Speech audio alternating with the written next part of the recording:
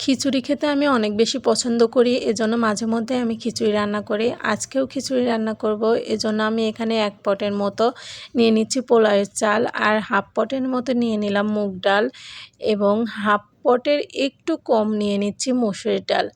চাউলের থেকে ডাউলের পরিমাণটা একটু বেশি নিয়েছি, এতে করে খিচুড়িটা খেতে অনেক বেশি মজা হবে। আর এই তো চলে আসলাম রান্না করতে।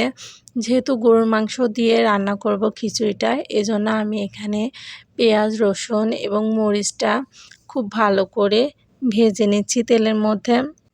এরপরে এই তো মশলাটা খুব ভালো করে কষিয়ে নিচ্ছি। মশলাটা কিছুক্ষণ ধরে কষানোর পরে এর মধ্যে আমি গরুর মাংসটা দিয়ে দিচ্ছি।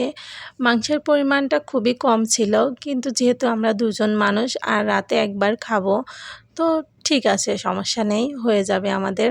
তো এখানে আমি মাংসটা কষিয়ে নিচ্ছি খুব ভালো করে। এই তো উপরে অনেকটা তেল ভেসে উঠেছে। এভাবে কিছুটা সময় নিয়ে আমি মাংসটা সিদ্ধ করে নিচ্ছি। কিন্তু অনেকটা সময় নিয়ে আমি মাংসটা কষিয়ে নিয়েছি, আর মাংসটা সিদ্ধ হয়ে গিয়েছে। এবার আমি চাউল এবং ডাউলটা দিয়ে দিচ্ছি এর মধ্যে। এবার আরও কিছুটা সময় আমি কষিয়ে নিব।